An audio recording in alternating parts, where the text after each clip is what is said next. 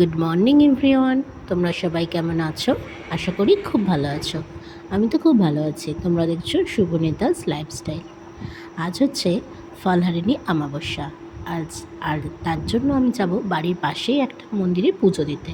তারই একটা ছোট্ট ভিডিও তোমাদের সাথে শেয়ার করলাম। তো তোমরা ভিডিওটা স্কিপ না করে শেষ পর্যন্ত দেখতে থাকো, আশা করি খুব ভালো লাগবে। আর এখন হচ্ছে সকালবেলা চলে এসেছি আমি ছাদে পাখিদেরকে খাবার দেওয়ার জন্য। দেখো পাখিদেরকে খাবার দিয়ে আমি এখানে নিচে এসে রেডি হয়ে নিলাম পুজোর কিছু টুকটাক জোগাড় করতে যাওয়ার জন্য। তো বেরিয়ে পড়লাম। দেখো আমি এখানে পুজোর সব জোগাড় করে নিয়ে চলে এসেছি। এখানে ফল, 5 রকম ফল, আর এখানে জবা ফুলের মালা আর মিষ্টি আর সন্দেশ নিয়ে চলে এসেছি। আর যেহেতু বাইরে খুব বৃষ্টি হচ্ছে, তো প্রচণ্ড অসুবিধা হলো, তো একটু আনতে দেরিও হয়ে গেল। তারপর আমি এখানে বাড়ির ঠাকুরকে পুজো দেওয়ার জন্য সব কিছু জোগাড় করে নিয়েছি। এবার আমি বাড়ির ঠাকুরকে পুজো দিয়ে নেব। বাইরে পুজোর মন্দিরে পুজো দিতে যাওয়ার আগে অবশ্যই বাড়ির ঠাকুরকে পুজো দিয়ে নেবে। বাড়ির ঠাকুরকে আগে পুজো দিয়ে তারপরে মন্দিরে পুজো দিতে যাব। তো আমার এখানে পুজো দেওয়া হয়েছে, আর আজ এমনিতেও ছিল সোমবার। তো পুজো টুজো দিয়ে রেডি হয়ে আমি বেরিয়ে পড়লাম মন্দিরে পুজো দিতে যাওয়ার জন্য। দেখো আমি এখানে রেডি হয়ে গেছি। তো চলো মন্দিরে যাই, গিয়ে সেখানে গিয়ে তোমাদের সাথে শেয়ার করব কী করছি। আর দেখো সারা দিন ধরে বৃষ্টি হচ্ছে, এখন বেরোবো, এখনও কত বৃষ্টি হচ্ছে। তো মা এখানে আস্তে আস্তে ছাতা নিয়ে এগিয়ে যাচ্ছে। চলো আমিও এবার বেরিয়ে যাই। তো আমিও বেরিয়ে পড়েছি। এখানে আমি পুজোর ডালাটা নিয়ে নিয়েছি। মন্দিরটা খুব কাছেই, বাড়ির একটুখানি গিয়ে পাশেই মন্দিরটা। তো চলো মন্দিরে চলে যাই। দেখো মন্দিরে চলেও এসেছি।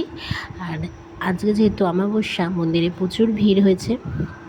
আর এখানে মন্দিরে কালী ঠাকুরের পাশাপাশি রাধাকৃষ্ণ ঠাকুরও রয়েছে, আর শিব ঠাকুর তো থাকবেই।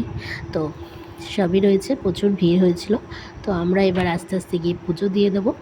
অঞ্জলিটা দিতে হবে। দেখো এখানে আমার অঞ্জলি দেওয়া হয়ে গেছে, পুজো দিয়ে নিয়েছি। এখানে আরতি হচ্ছে খুব সুন্দর করে। তো আরতিটা হয়ে যায়। তো আমরা এখানে অনেক কষ্টে সামনে এসে ঠাকুরের বসার জায়গা পেয়েছি, প্রচুর ভিড় ছিল আগে। তো পুজোর এখানে হয়ে গেছে। তো এখানে এবার প্রসাদ দেওয়া হচ্ছে, ভোগ দেওয়া হয়েছিল। ভোগে সেদিনকে ছিল ফ্রাইড রাইস, আলুর দম, পোলাও আর মিষ্টি। তো আমরা পুজো দিয়ে ভোগ নিয়ে বাড়িও চলে এসেছি। তো মা এখানে আমাকে একটু প্রসাদ ভোগ দিয়ে দিয়েছে।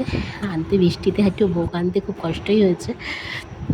তো নিয়ে চলে এসেছি। মা এখানে বাড়ির সকলের জন্য প্রসাদ দিয়ে দিল। আর সন্ধেবেলা একটু খেয়েছিলাম মা আর আমি চা আর বিস্কিট। তো চা আর বিস্কিট খেয়ে আজকে সন্ধেটা কাটিয়ে দিয়েছি, আর কিছু খাইনি। তো আর রাত্রে কী খেয়েছিলাম সেটাও বলছি। রাত্রে হয়েছিল পাঁপড় ভাজছিল মা একটু, আর ডাল ছিল। ডাল দিয়ে পাঁপড় ভাজা খাওয়ার জন্য পাঁপড় ভাজছিল। তো ডাল দিয়ে পাঁপড় ভাজা খেতে কেমন লাগে তোমাদের অবশ্যই জানাবে। আমার তো ভালো লাগে। আমি আসলে সব কিছুই মোটামুটি খেতে ভালোবাসি, কম বেশি সবই ভালো লাগে। কোনো খাবারটা যে ভালো লাগে না তা না, তার জন্য সব কিছুই বলি আমার ভালো লাগে। তো দেখো এখানে মা পাঁপড় ভাজছে, আমি একটু হেল্প করে দিচ্ছিলাম। তো পাঁপড় ভাজা হয়ে গেলে খেয়ে নেব, খেয়ে আজকে শুয়ে পড়বো। তো দেখো এখানে নিয়েছি মুগের ডাল, পাঁপড় ভাজা আর আলু সেদ্ধ আর সয়াবিনের তরকারি। তো এটা খেয়ে আজকে ডিনারটা কমপ্লিট করলাম। ভিডিওটা কেমন লাগলো অবশ্যই জানাবে।